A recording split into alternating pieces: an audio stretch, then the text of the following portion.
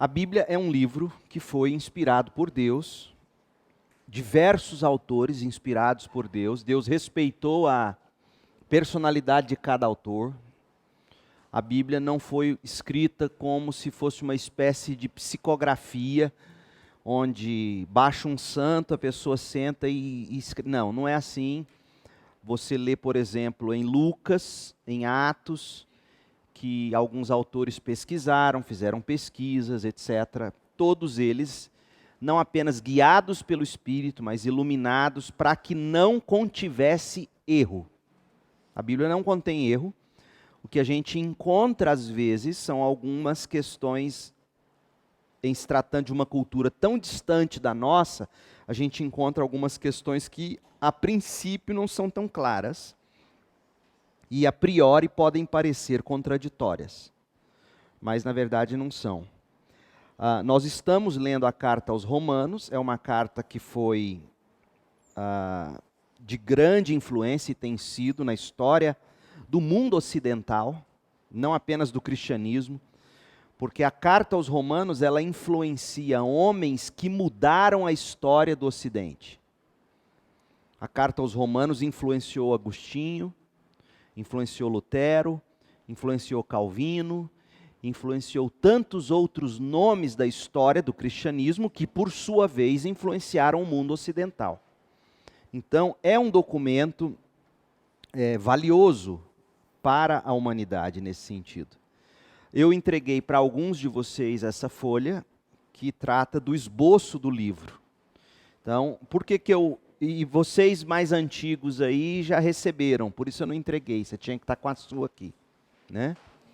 Então, qual é a ideia desse esboço? Toda vez que você vai ler a Bíblia, é importante você entender o todo do livro, qualquer livro é assim, e em que ponto do livro nós estamos na leitura. Então, a leitura de hoje é o capítulo 2 e vai até o verso 8 do capítulo 3. Que bloco é esse dentro do pensamento de Paulo aqui na carta aos Romanos? É um bloco onde Paulo está tratando de nos mostrar, ele começou a fazer isso no verso 18 do capítulo 1, ele está tentando mostrar para nós a justiça de Deus, por que Deus é justo em, digamos, condenar a humanidade. Aí ele mostra os gentios, qual era o pecado dos gentios, principalmente falando. Nós lemos isso em Romanos 1, de 18 a 32, a gente discutiu isso no último encontro. E aí agora, no capítulo 2, verso 1, até o capítulo 3, verso 8, ele vai mostrar que os judeus também não são santos. E por que ele trata de gentios e judeus? Nós vimos no início, e é bom repetir, existia os dois grupos dentro da mesma igreja em Roma, e os judeus se achavam mais santarrões do que os gentios, por sua vez, achavam que os judeus eram exagerados, e aí vivia essa briga, essa tensão. Paulo, com habilidade, ele primeiro demonstra que os gentios não são nada santos. Gentios somos eu e você. Todo aquele que não é nascido judeu é um gentio, no pensamento de Paulo, do Novo Testamento. Então, gentio é todos aqueles que não têm descendência ou ascendência judaica, sangue. Tem algum judeu aqui? Não. Então, todos nós somos gentios. Então, ele demonstra que nós não somos santos, contrário do que a nossa sociedade hoje ensina, o tempo todo mostrando que nós temos justiça própria, a gente é ensinado desde pequenininho a se escorar na nossa autojustiça. E Paulo diz, não é bem assim.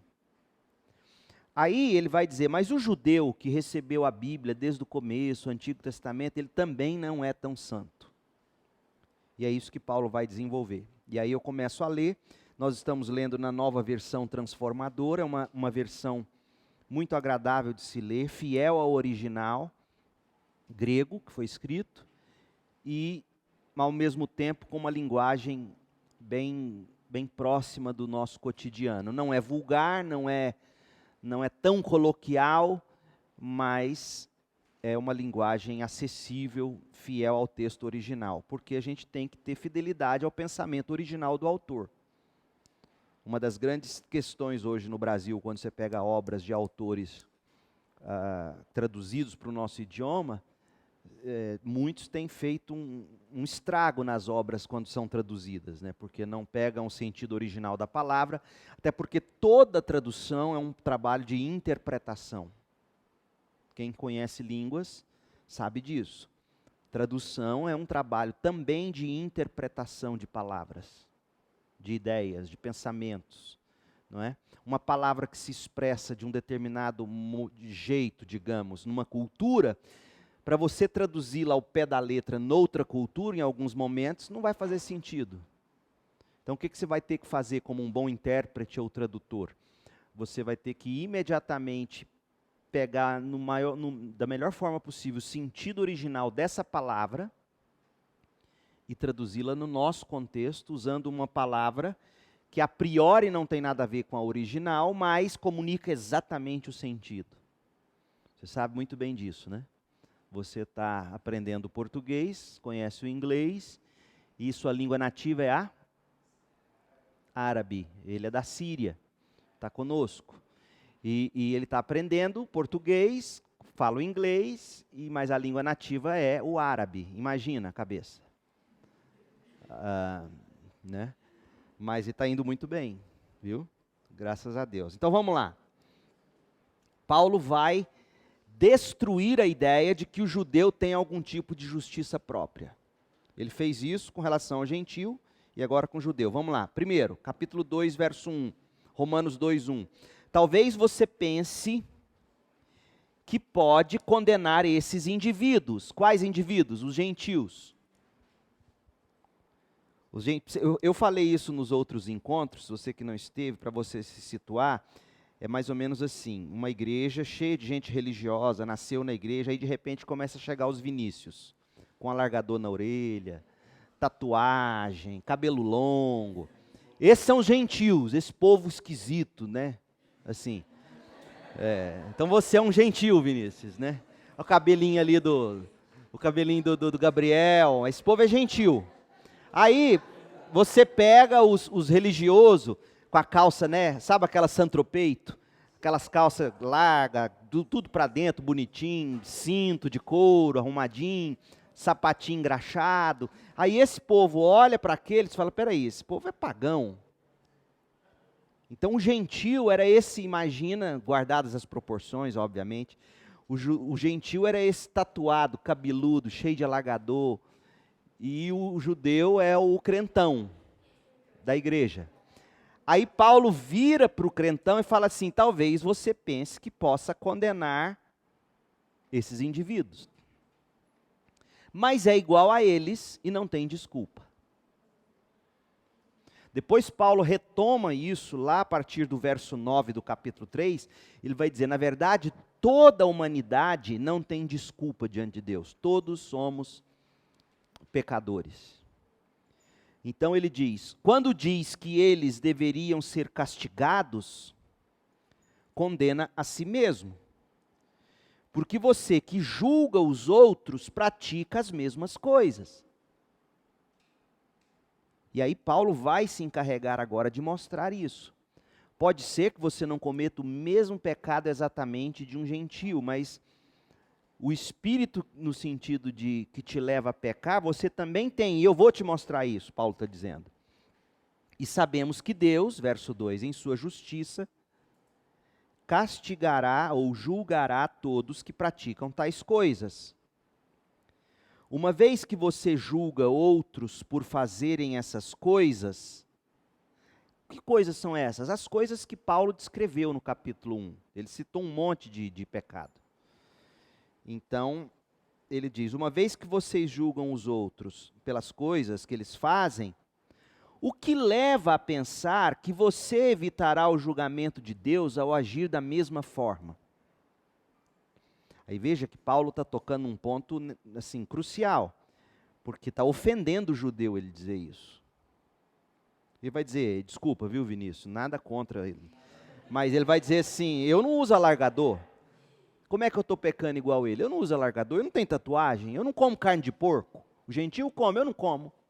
Coitado do judeu, eu não como camarão, Meu Deus do céu, como é que você vive sem comer camarão? Eu não como carne de um lombinho bem feitinho, assado, né? Enfim.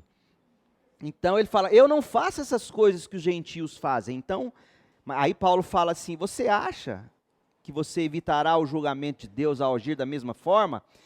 Então Paulo vai começar a mostrar para nós, gente, condenando os judeus, que pecado não é necessariamente as coisas que a gente faz. É algo muito mais profundo. É quem a gente é em essência. Aí ele vai dizer, verso 4, não percebe o quanto Deus é bondoso, tolerante e paciente com você? Não vê que essas manifestações da bondade de Deus visam levá-lo ao arrependimento? O que Paulo disse aqui? Ele disse o seguinte, o judeu olhava para a vida deles, né, Julinha? O judeu olhava para a vida deles e via assim, olha como Deus é bondoso com a gente. Olha como Deus é tolerante com Israel. Olha como é que Deus é paciente com o judeu. Deus é paciente com o judeu. Se Deus é bondoso, tolerante e paciente, é porque Ele nos abençoa. E Paulo fala, é verdade, só que você não entendeu que Deus está agindo assim, pacientemente, tolerantemente e bondosamente, não porque Ele aprove o que vocês façam. É que Ele está dando chance de vocês se arrependerem enquanto é tempo. Então veja bem, isso aqui é uma lição tremenda para nós. Nem sempre a gente está vivendo um momento em que Deus está sendo bondoso, tolerante, paciente, significa que Deus esteja aprovando o que a gente está fazendo. Pode ser Deus nos dando tempo para a gente cair em si e se arrepender. É isso que Paulo está dizendo. Então Paulo está dizendo, judeu, não se orgulhe de achar que Deus é bonzinho com vocês, e é mesmo, porque vocês acham que Deus aprova tudo que vocês fazem. Não é isso. A bondade de Deus, a tolerância, a paciência de Deus, tem a intenção de vocês se arrependerem e reconhecerem quem de fato vocês são em essência. E aí Paulo continua, verso 5. Mas por causa de seu coração rebelde, você se recusa a abandonar o pecado. O pecado aqui são as atitudes, e Paulo não vai entrar em detalhes, ele vai citar uma ou duas, como nós vamos ver. Mas o que eu quero que você enxergue aqui é o seguinte, o pecado, ou as práticas do pecado, aquilo que a gente costuma definir como pecado, não nasce do nada, nasce de onde? Do coração. Que jeito de coração? Um coração rebelde. Que não aceita, digamos, o cabresto de Deus, não aceita você contrariá-lo. Então, por causa, aí Paulo já está indo na jugular daqui, dizendo, o problema do homem é o coração rebelde. Você se recusa a abandonar o pecado, e o resultado é que acumula ira sobre si mesmo. Gente, um exemplo que eu gosto de usar, para as pessoas que falam, poxa, mas que Deus é esse irado que, né? Eu sempre uso esse exemplo. A gente ouve o tempo todo aí, especialmente desse movimento de Greenpeace e Partido Verde, desse povo ligado à natureza, dizendo o seguinte, que as catástrofes naturais que a gente vê no mundo é resultado de uma natureza que está indignada com a forma inadequada como nós a tratamos. E ninguém se escandaliza com isso. Então você diz assim, poxa, o planeta, as enchentes, os tsunamis, o aquecimento global, é a mãe natureza revoltada por causa dos monóxidos de carbono que a gente não cuida. A gente não cuida bem dela e, em resposta, ela age com essa ira. Toda hora a gente ouve a mídia dizendo isso e ninguém fica bravo com isso. Todo mundo diz, é verdade. É a lei da ação e reação, né? A gente trata mal o planeta responde com ira. Mas quando você fala, não é bem assim, não é bem um planeta simplesmente. Planeta não é uma pessoa. Existe um ser por detrás disso, esse ser é Deus. Ele é quem está controlando todas essas coisas. Aí as pessoas falam, opa, peraí, mas Deus não faz isso, Deus é bonzinho. Como se alguém aplicar justiça fosse sinônimo de maldade. E não é. O que a gente quer dos nossos juízes é que eles sejam justos e apliquem as leis na proporção do crime, não é verdade? Se o juiz começar a sair absolvendo tudo quanto é bandido, não, tadinho, ele não vai estuprar de novo, não, solta. Mas peraí, ninguém quer um juiz assim. Por que a gente quer um Deus Papai Noel, boneco do posto, que fica lá só assim, fazendo gracinha para a gente? Não é? Então Paulo está dizendo, Deus está irado contra todos nós, não só contra os gentios, mas contra os judeus também, por causa do nosso pecado, que tem raiz na rebeldia do coração. Pois o dia da ira se aproxima, quando o justo juízo de Deus se revelará. Ele julgará cada um de acordo com seus atos. Cada um aqui tem a ver com cada indivíduo, mas tem a ver com dois povos distintos, judeu e gentil. Deixa eu me adiantar para você entender o que está vindo a seguir. Paulo vai julgar, digamos, ele está falando, Deus vai julgar o judeu, porque o judeu sempre teve a Bíblia do Antigo Testamento, a revelação completa, e o judeu não conseguiu viver aquilo. Mas o gentil não tinha. E aí Paulo vai dizer, Deus vai julgar cada um na medida exata. Aqueles que tiveram lei, segundo a lei. Os que não tiveram lei, sem a lei. Deus vai julgar. E como que Deus julga o gentil sem a lei? Paulo falou no capítulo 1, a gente viu quando a gente estudou. Ele fala assim, o ser humano vê a criação, entende que tem um Criador, e em vez de adorar o Criador, adora a criatura. É isso? Aí Paulo está dizendo isso. Deus vai julgar o gentil de acordo com a revelação da natureza, que ele, em vez de glorificar o Criador, glorificou coisas. Venerou lua, venerou sol, bezerro, e etc, etc, etc. Então, é disso que Paulo está dizendo. Aí ele continua, Deus julgará cada um de acordo com seus atos. Dará a vida eterna àqueles que, persistindo em fazer o bem, busca glória, honra e imortalidade. Esses três termos, glória, honra e imortalidade, é uma forma de Paulo falar vida eterna. Glória, porque todos nós seremos glorificados, corpos glorificados. Honra, porque Deus vai nos receber, Ele está nesse momento preparando morada para nós. E Ele nos convida a entrar no gozo do nosso Senhor, como diz Jesus. E imortalidade ou incorrupção, porque no céu não haverá de novo pecado e nós viveremos para sempre e sempre com o Senhor. Então Paulo está dizendo, todos esses que vivem buscando a vida eterna em Cristo, persistindo em fazer o bem, é praticando o amor. E Paulo vai dizer que o amor é fruto da fé. Ele diz, noutra carta ele diz isso. É importante a gente esclarecer isso, porque muita gente acha que Paulo está falando aqui de salvação por boas obras. Não é. Para Paulo, a prática do bem é sinal de amor. Quem pratica o bem é fruto do amor. E na mente de Paulo, amor é fruto da fé. Então, Paulo, ele usa um monte de palavras, e por isso é importante você estar lendo constantemente o Novo Testamento, para você saber fazer conexões. Então Paulo está dizendo isso, o homem e a mulher de fé vão praticar o amor, e vão fruto da fé, e vão viver buscando os valores da vida eterna, do céu, glória, honra e imortalidade. Mas derramará ira e indignação sobre os que vivem para si mesmos. Olha como é que Paulo começa a definir pecado na prática. Na cabeça de Paulo, ele fala assim, você quer entender o que é a essência do pecado? Olhe as pessoas e vejam como elas vivem para si mesmas. Gente, se a gente for honesto e avaliar o que está acontecendo hoje, cada vez mais evidente, o ser humano é egocentrado. Eu ouço isso, por exemplo, direto das meninas tentando arrumar namorado. Ou com seus próprios namorados. Pastor, só pensa nele.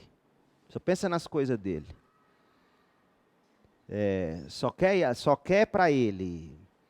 É impressionante como o ser humano hoje, ele se fecha em si mesmo. E Paulo está dizendo, se você acha que está tudo normal com o mundo, você não percebeu que a realidade. E o que você tem que entender é o seguinte, quem vive para si mesmo, se destrói. Agora é curioso que Paulo falou que aqueles que vivem para Deus buscam glória. Então veja que viver para Deus não é um anular de si mesmo que nunca trará recompensa. Pelo contrário. Jesus vai dizer que quem quiser ganhar a vida tem que perder a vida. Perde a sua vontade própria em função de algo maior e você vai ganhar algo maior. Então, ele vai derramar ira, indignação sobre os que vivem para si mesmo, que se recusam a obedecer à verdade e preferem entregar-se a uma vida de perversidade. Então presta atenção nos verbos. Viver, verso 8. Obedecer, recusar e obedecer e entregar-se. Então Paulo está nos ensinando a avaliar o ser humano. O problema do ser humano em essência é esse, ele vive para si, ele se recusa a obedecer à verdade aqui é a palavra de Deus, é a Bíblia, porque todos nós vivemos pelos nossos próprios parâmetros de verdade, ninguém vive sem verdade, todos temos uma verdade, para o bem ou para o mal. Então quando Paulo fala de verdade aqui, ele está dizendo algo, gente, que é totalmente incorreto politicamente falando. Porque você definir na cultura em que a gente vive que existe a verdade, é escandaloso. Como a verdade? Verdade para você, para mim não. E aí Paulo diz, não é assim, existe uma verdade. E a prova de que quem não segue essa verdade, olha que interessante isso, gente, você não pode deixar de notar isso. A prova do estrago que é, na prática, alguém que não vive pela verdade, é que essa pessoa só vive para si. Ela se entrega a uma vida de perversidade. Então Paulo, ao mesmo tempo que ele condena, que ele confronta, ele mostra por que é tão desgraçadamente nocivo. Porque quem não segue a verdade, acaba vivendo só para si, pela sua verdade, para a sua verdade, e preferem se entregar a uma vida de devassidão, de perversidade. A todos que praticam o mal, ele trará aflição e calamidade. Primeiro para os judeus e também para os gentios. Por que primeiro para os judeus? Porque a quem muito é dado, muito será cobrado. Quanto mais você tiver, digamos, né, dizia o teólogo lá, o Uncle Ben, tio Ben do Homem-Aranha, com grandes poderes vem o quê? Grandes responsabilidades. Então, os judeus, vocês tiveram a revelação desde o começo, e vocês preferiram viver na prática do mal, e aí vai.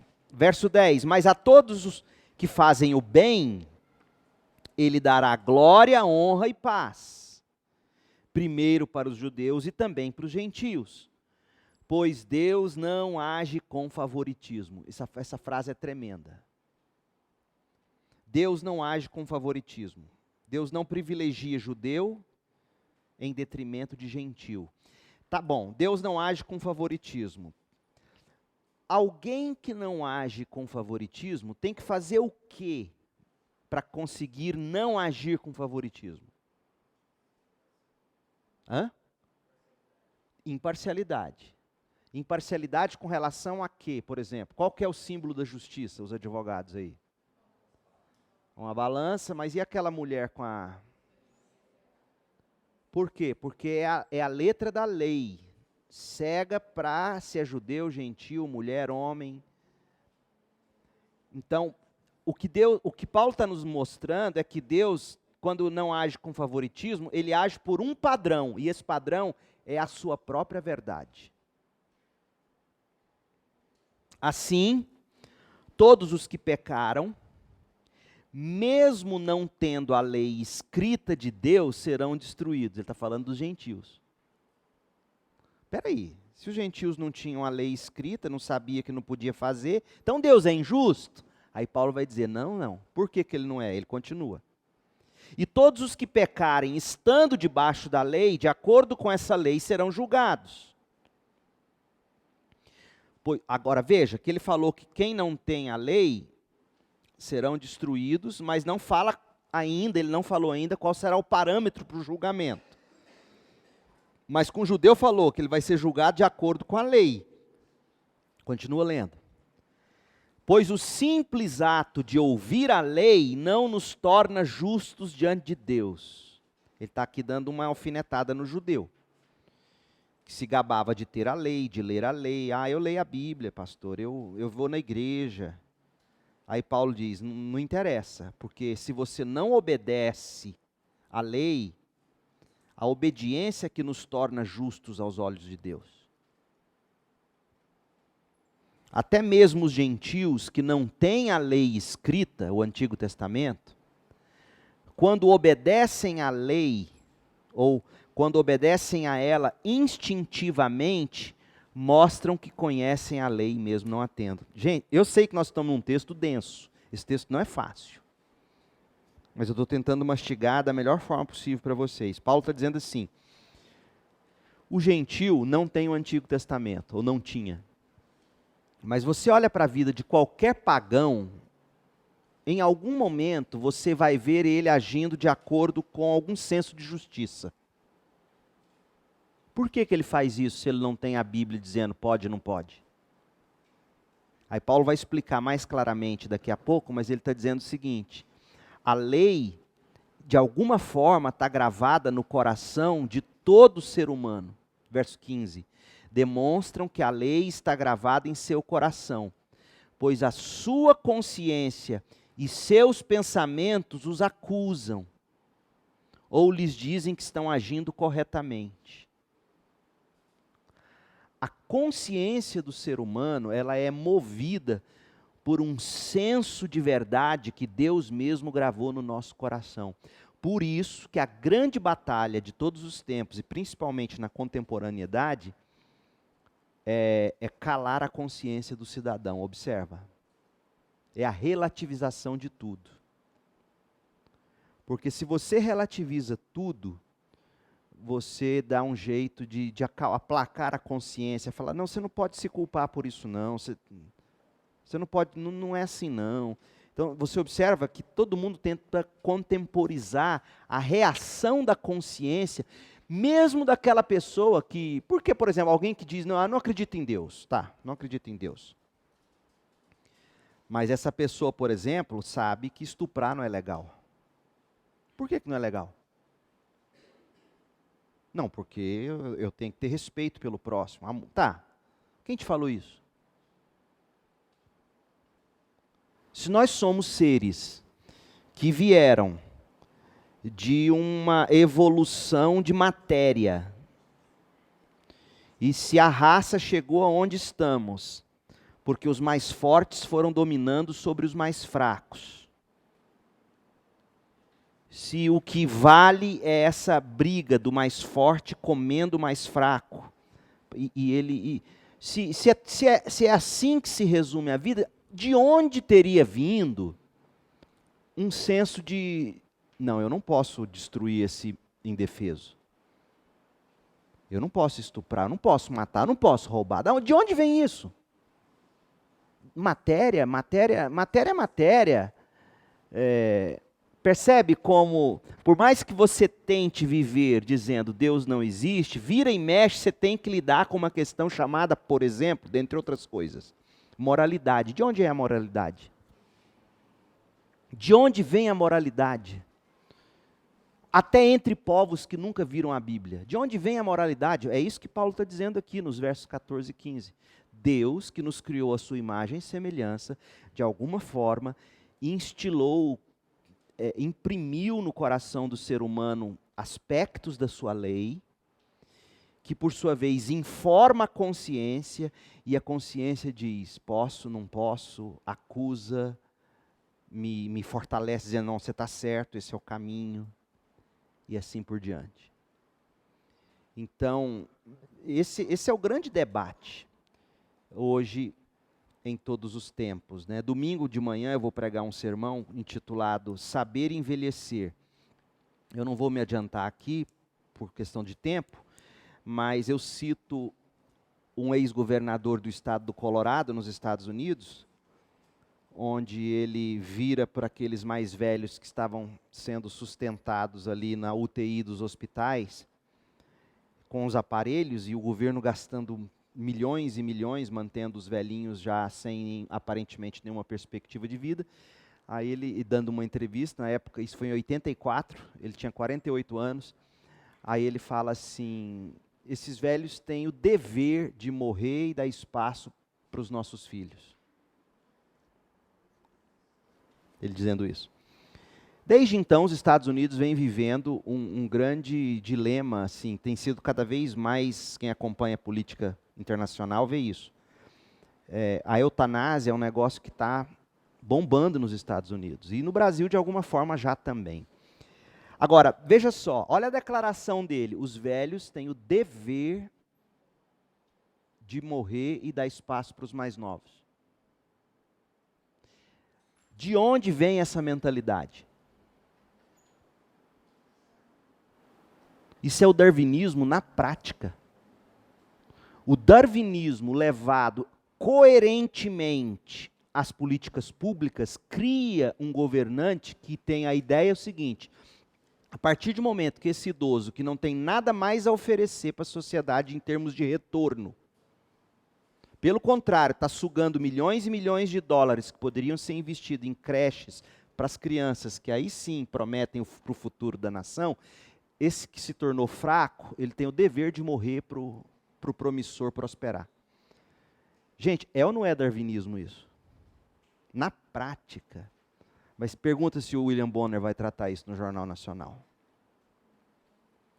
Então a pergunta que se deve fazer é o seguinte, de onde vem o senso de moralidade no indivíduo?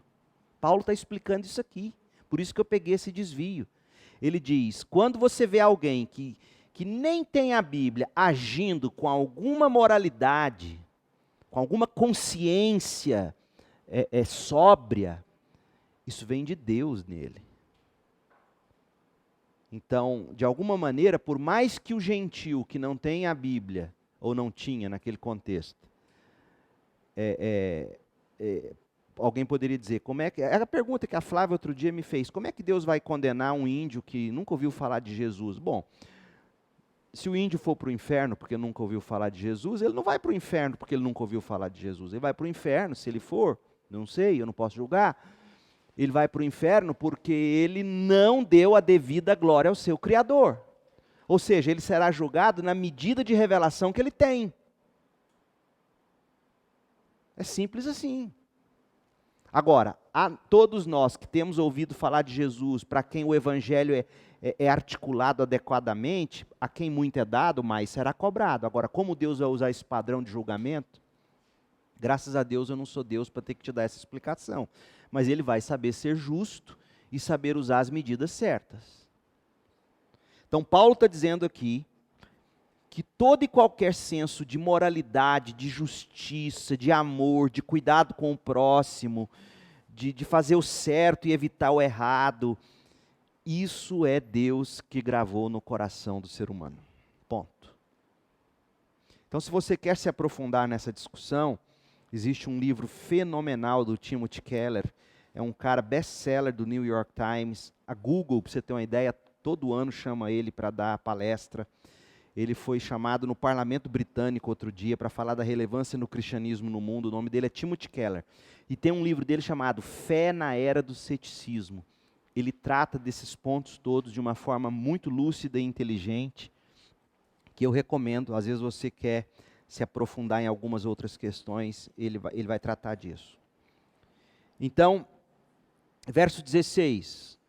Isso se confirmará no dia que Deus julgar os segredos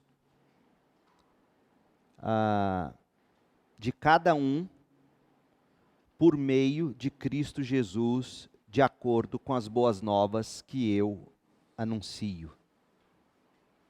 Então ele está falando aqui que as boas novas boas novas é evangelho, tá? O evangelho de Jesus Cristo será o padrão de julgamento para aqueles que o estavam ouvindo.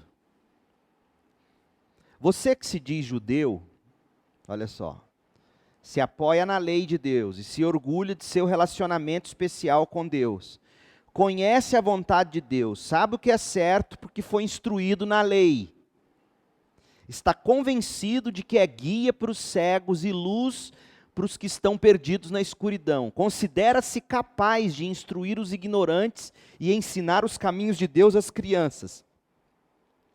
Está certo de que a lei de Deus lhe dá pleno conhecimento e verdade. Pois bem, veja que ele vai na ferida, se se acham tais, né? Então tá. Se você ensina outros, por que não ensina a si mesmo?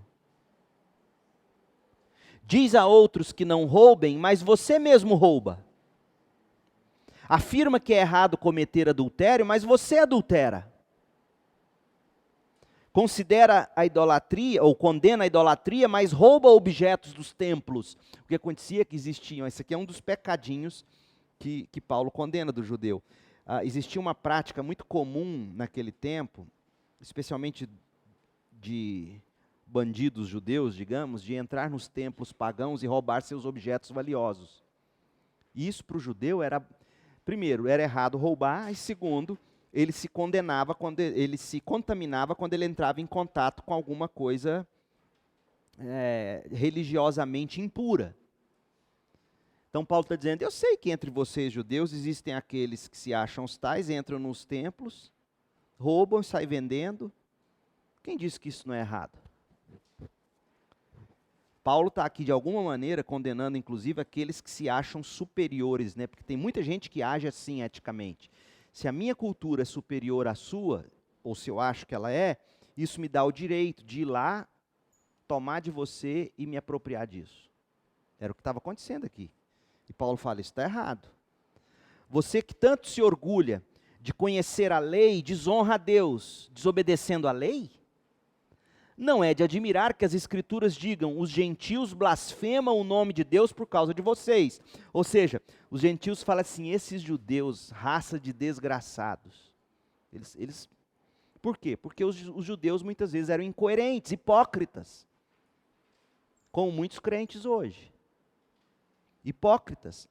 Quanta gente decepcionada com a fé cristã e evangélica por causa dos malucos aí, roubando, extorquindo, abusando de poder e de autoridade religiosa, agindo como se fossem pagãos. E quantas pessoas hoje não blasfemam de Deus por causa de nós evangélicos?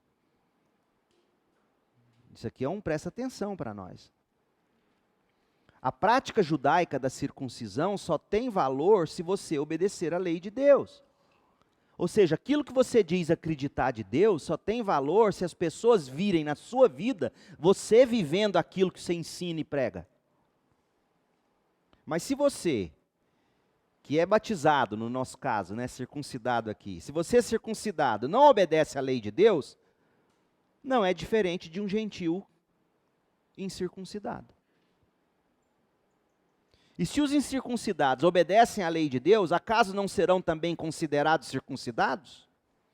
De fato, os gentios incircuncidados que cumprem a lei de Deus, condenarão você, judeu, que é circuncidado e tem a lei de Deus, mas não obedece a ela. Ou seja, um Vinícius com alargador e tatuagem no corpo é mais crente do que alguns que vestem terno de tergal, aquele calorão danado, xadrez da década de 40, e que acha que é mais crente porque tem terno. Por quê? Porque o Vinícius não só crê na lei de Deus, na palavra de Deus, mas ele vive isso, ele encarna isso. É isso que Paulo está dizendo.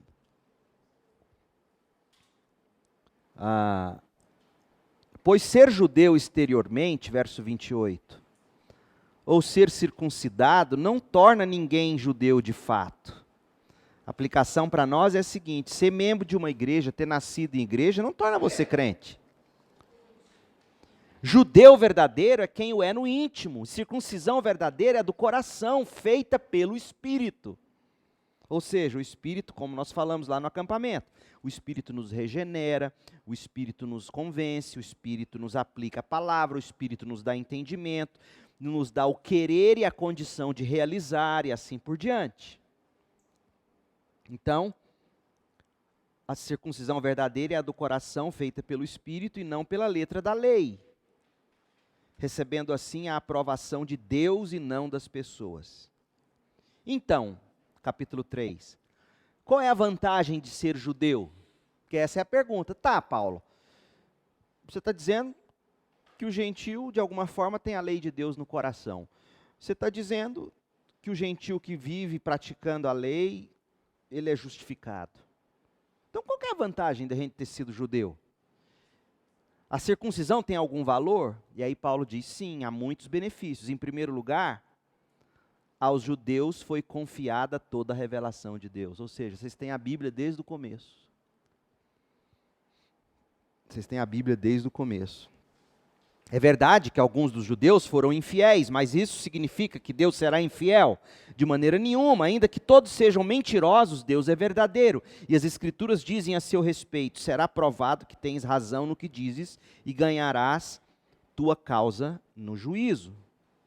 Alguém poderia dizer, mas nosso pecado não cumpre um bom propósito, ajudando os outros a verem como Deus é justo? Não é uma injustiça, portanto, Deus nos castigar? Porque qual era a lógica? Era assim, tá, se Deus é gracioso quando eu peco e Ele me perdoa, então deixa eu continuar pecando.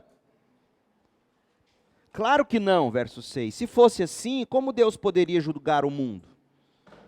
Alguém poderia argumentar ainda, mas por que Deus me condena como pecador se minha mentira ressalta a verdade e lhe traz mais glória quando Ele me perdoa? E alguns até nos difamam, afirmando que dizemos, quanto mais pecarmos, melhor. Quem diz essas coisas merece condenação. Denso, mas fantástico. Mais relevante e atual, impossível, gente. Que dúvida você teria do que nós lemos até aqui?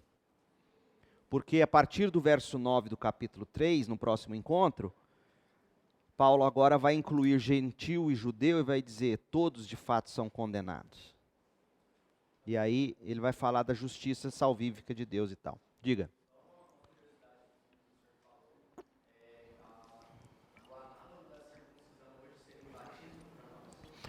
Bom, sim e não. Sim, quando você está usando um ritual religioso como símbolo. Não porque a circuncisão, ela era feita na criança, no bebê, etc. E algumas linhas protestantes ainda adotam isso, presbiterianismo, etc.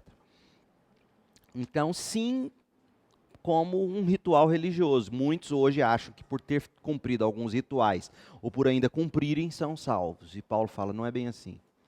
Agora não, porque não dá para você pegar a teologia da circuncisão e aplicá-la assim, automaticamente, diretamente ao batismo. Por quê? Porque em essência, a circuncisão dizia o seguinte, você nasceu de um pai judeu. Então você é um filho da promessa, você será salvo por ser dessa família da promessa. O judeu é mais ou menos assim. O batismo do presbiterianismo é mais ou menos isso. Por isso que depois, quando ele é batizado na infância, e quando ele chega numa idade de discernimento, ele tem que professar a fé. Então, o que um pai presbiteriano faz quando ele está batizando? Ele está dizendo o seguinte, eu creio na promessa de Deus de salvação do meu filho, então eu vou te batizar crendo que você será salvo. Porque ele não acredita que o batismo salva. De jeito nenhum, o presbiteriano não acredita que o batismo salva. Então por que ele batiza a criança? Porque ele entende que é um sinal da aliança. Eu batizo crendo que você, por ser meu filho, filho de crente, Deus em algum momento vai te salvar. E aí quando Deus te salva, você entende, aí você vem diante da igreja e professa a fé. Então nós não cremos assim, os batistas. Nós pegamos a criança, apresentamos ela à igreja, e ali o que a gente faz? A gente está dizendo, comunidade, povo de Deus, vamos orar por essa criança enquanto tivermos fôlego, até ela conseguir, no discernimento dela, entregar a vida a Jesus e aí professar a fé pelo batismo. Pais, vocês entenderam isso e tal e tal? Então essa é a ideia. É interessante porque com 18 anos da experiência ele não faz a pessoa de férias desligada da igreja. Aí, tá vendo? Essa eu não sabia. Quando ele faz 18 anos, se ele não faz a profissão de fé, ele é desligado da igreja. Por quê? Porque ele não pode manter na membresia quem não é crente. Há algumas incoerências aí.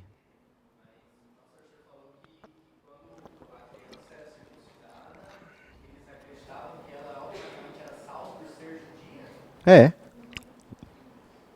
Eu sempre pensei, assim, eu sempre acreditei, fui ensinado até, Hum. disseram isso. Todos os judeus e todos os outros, os povos antes de Cristo eram salvos por crerem na promessa de Messias. Sim, mas exatamente. Mas a maioria deles não cria assim. A maioria deles era religioso. A salvação no Antigo Testamento, você está definindo o Evangelho no Antigo Testamento, você está correto. A salvação é baseada na promessa messiânica, ponto. Mas a maioria deles não tinha esse entendimento. A maioria deles ia no fluxo. Era judeu não praticante. Pum, batizava. É judeu, é salvo. Não, porque a Bíblia mesmo fala que não foram todos. Paulo vai dizer isso. Nem todo que é judeu, ele vai dizer. Ou seja, nem todo que era judeu era salvo. Era isso que ele está dizendo. Quem era salvo? Aqueles que viviam da promessa messiânica. E lá no capítulo 4 de Romanos, Paulo vai deixar isso claro. Ele vai mostrar que Abraão foi salvo não porque foi circuncidado, mas porque creu. Então o que ele está dizendo com isso? E sua pergunta é pertinente, é sábia. Porque ele já tinha percebido que muita gente estava entrando na circuncisão no embalo, sem crer como deveria se crer. E ele fala, nem Abraão foi assim. Abraão não foi salvo porque passou pela circuncisão, mas porque creu na promessa. Ou até com quem é batizado mesmo velho. Eu já batizei gente que já tinha sido batizado e falou para mim, pastor, eu entendi que eu me converti de fato depois. Eu já tinha sido batizado na adolescência, eu preciso professar minha fé pelo batismo. Eu posso batizar de novo? Falei, de novo não. Como assim? Não, você pode batizar, porque aquele não foi. O batismo é do salvo. Aquele lá você entrou no embalo e tomou um banho no batistério da igreja. Mas, enfim. Hã? O verso 8 do capítulo 3. E alguns até nos difamam, afirmando que dizemos, quanto mais pecarmos, melhor. Quem diz essas coisas merece condenação. Paulo vai falar mais disso no capítulo 6 de Romanos, onde ele era um pregador da graça de Deus, da graça que salva pecadores. E aí na cabeça dos pecadores, ele vai desenvolver isso melhor lá no capítulo 6. Era como se Paulo dissesse assim, não tem problema você pecar não, continua pecando. Onde abundou o pecado, superabundou a graça. Continua pecando, quanto mais você peca, eles entendiam que Paulo falava isso.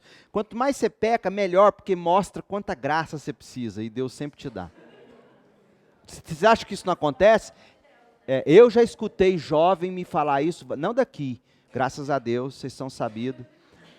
Mas eu já escutei jovem falar, mas se é graça, então eu vou continuar, eu vou fumar meu baseado. No caso, ele era um fumador de baseado. Eu vou fumar meu baseado caladinho, não tem crise nenhuma. Espera aí Paulo fala, não é isso que eu estou ensinando. O que eu ensino é que a graça te chama como você está, mas ela não te mantém como você é. Ela transforma você à imagem de Jesus. E a única prova de que você recebeu graça é que você continua sendo transformado. Ele vai desenvolver isso melhor, a ideia disso, no capítulo 6 de Romanos.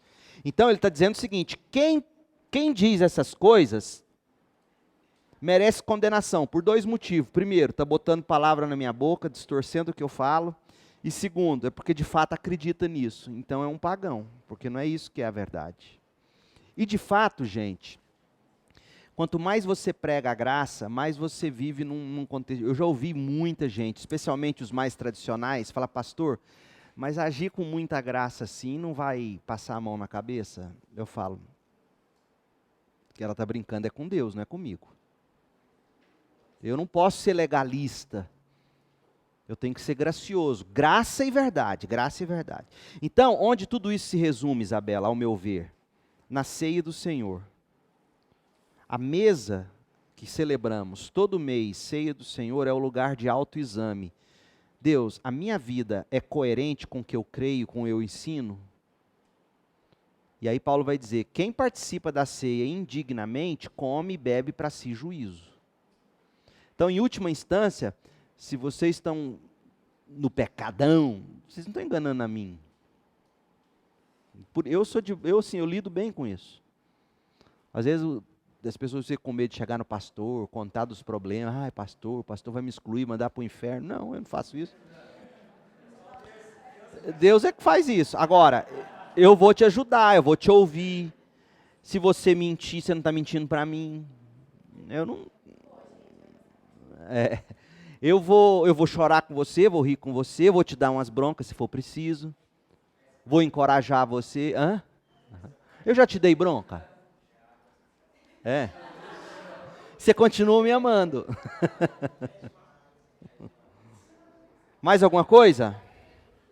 Diga.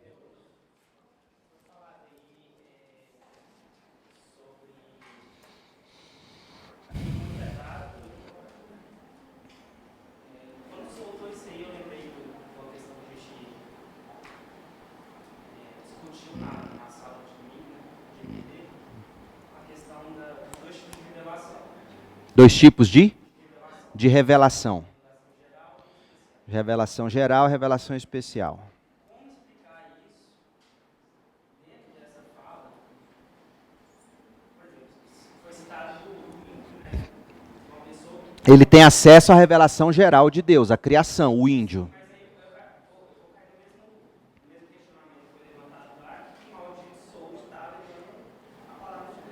Não, porque ele já está condenado. Eu e você, sem Cristo, Jesus fala isso, eu não vim para julgar o mundo, vim para salvar. Por quê?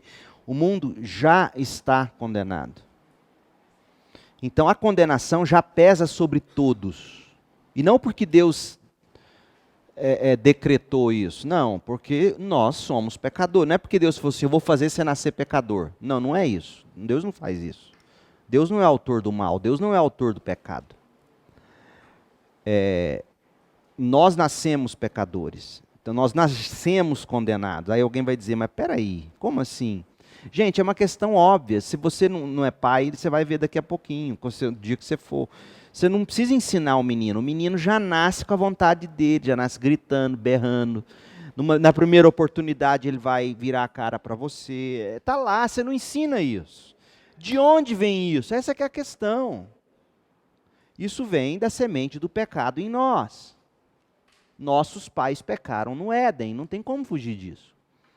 Então, o índio, qualquer ser humano, ele já pesa sobre ele a justa condenação. Por quê? Porque ele tem, de alguma forma, a lei no coração, ele não consegue fazer o que é certo.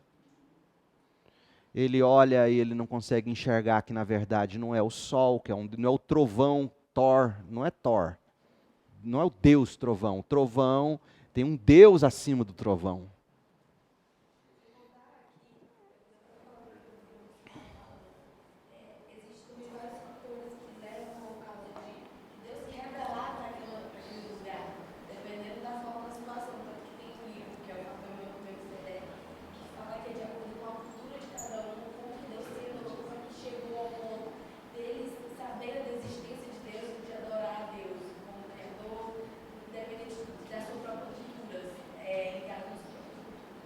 Então, tem um livro fascinante, que se vocês encontrarem, deve até ter PDF dele na internet, chama O Fator Melquisedeque.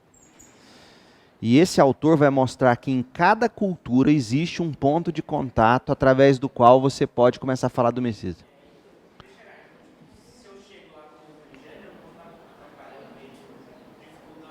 Não, pelo contrário. Se você chegar com o evangelho puro e simples, e não com outras regras e leis, que é o que geralmente acontece, chega os missionários na Amazônia e de repente os filhos dos índios começam a nascer loirinho.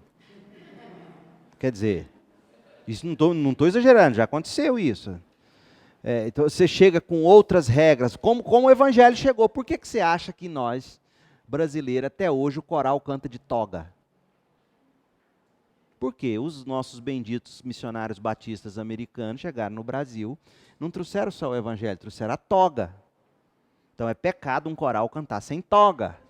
O pastor que não prega de terno, ele é um miserável pecador.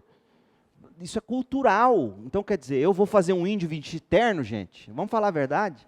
Mas também ele não precisa andar peladão. Certo? Bom, alguns vão dizer, não, pastor, o que tem? O pecado está no olhar. E é mesmo. Quem que tem olhar puro, levanta a mão.